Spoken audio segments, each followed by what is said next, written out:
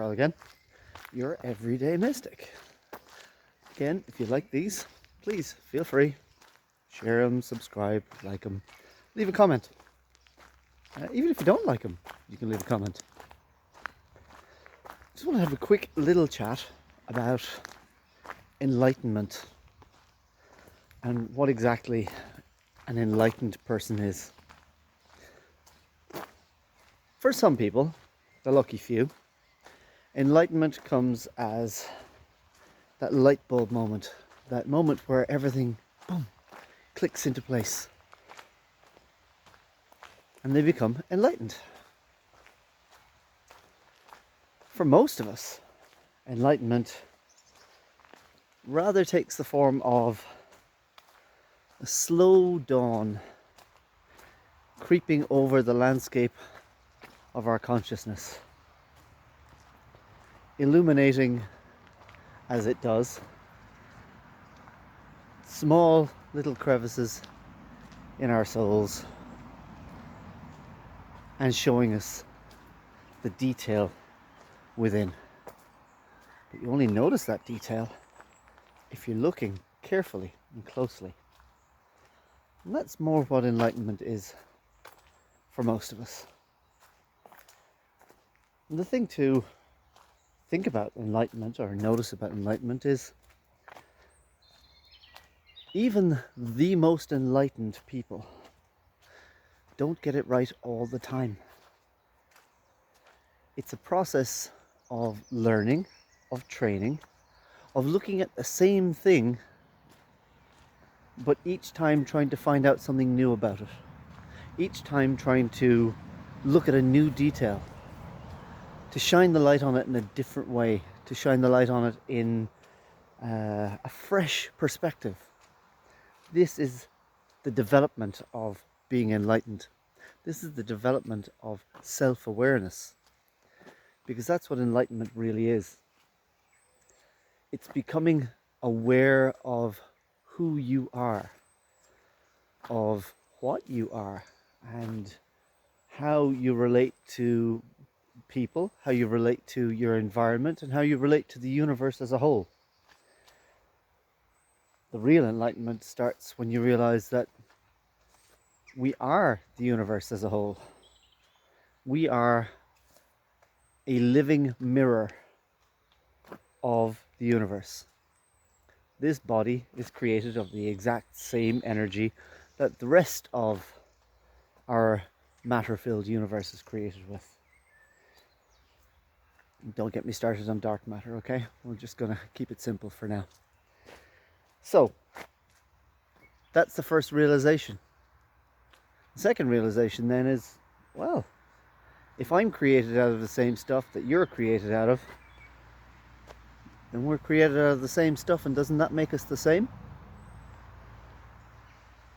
So then you realize that everything is one. Trees are made of the same stuff I'm made of. So is the ground. So is an amoeba. And everything has the same existence within the universe. Because the universe is a complete system. And if you were able to step outside the universe and see the complete system at work, you would see that it's all one vast sea of energy. And you would see that within that vast sea of energy, there are little concentrations. Those little concentrations are stars, black holes, quasars, suns, planets, you, me. We're all just concentrations of energy. That means we're all part of the same thing. Now, that's a realization. That realization is the start of enlightenment. It's also probably the finish of enlightenment. The thing to do is to come back to it again and again. You're not making new discoveries. I'm not making any new discoveries. I'm just discovering better who I am. Science does this all the time. Science doesn't think of anything as finished or having a finish. It says this is the level of enlightenment we're at right now. This is what we know. And what we know seems to be the truth. But it's always subject to being rewritten if I come and learn more. So if I learn more about myself, I rewrite my relationship with you, my relationship with the universe. Most importantly, I rewrite my relationship with myself. This is an important part of the process. I must constantly rewrite who I am based on how well I'm getting to know me. And the more I do, the more I refine this process of learning, the more I learn who I am by stripping away more of me, by letting go of more of me. I suppose in that letting go is the detachment that everybody talks about. I learn to let go of everything that isn't the essential kernel of me. That starts with the material and works its way back. At the end of all that, it doesn't mean that I've let go of everyone or everything. It's actually quite difficult for all of us to do. What it means is I see my relationships to the universe in general more clearly. In that, I suppose, the enlightenment process is to slowly disengage yourself from each and everything. Pick something. Call it politics. Let's say I want to disengage from politics. It's not that I'm not aware of the political system. It's not that I'm not aware of the injustices, the justices. I'm fully cognizant of what's going on in the world around me. But I'm not giving it energy. I'm not feeding it. And I'm not allowing it to encroach on me in a negative vibe. I'm simply saying, I'm aware that it's happening. I'm aware that I have to exist as a physical being within this system. That doesn't mean I have to be part of this system by feeding it. There you go. That's one little disentanglement. All those entanglements that we have in our lives, they're the things that as we become more enlightened, we disengage from, disentangle from. This is detachment. It's not caring, it's not feeding. That's the important thing. That's a distinction to make, I suppose. So enlightenment then is just about knowing who you are.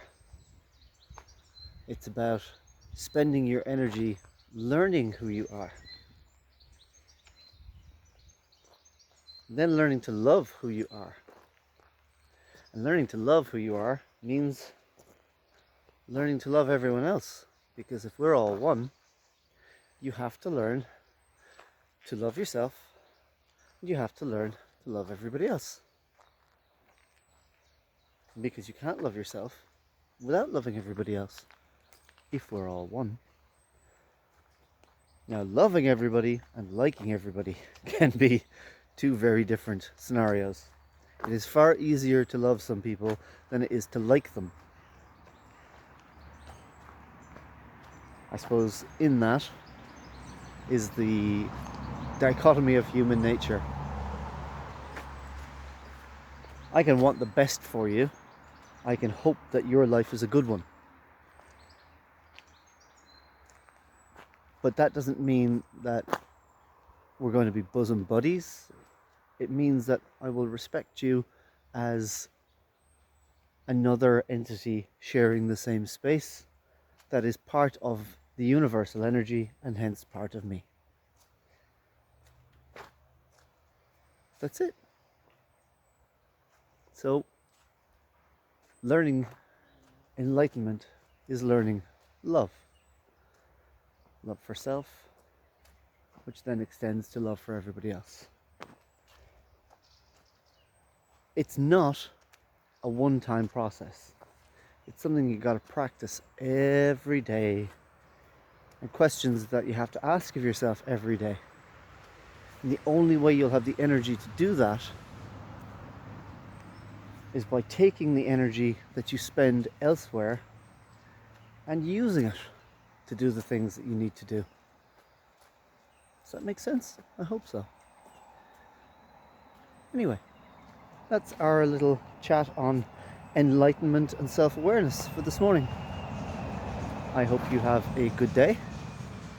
And like I said, if you watch this, leave a comment. Let me know what you think. Part of becoming enlightened is also learning to accept critique.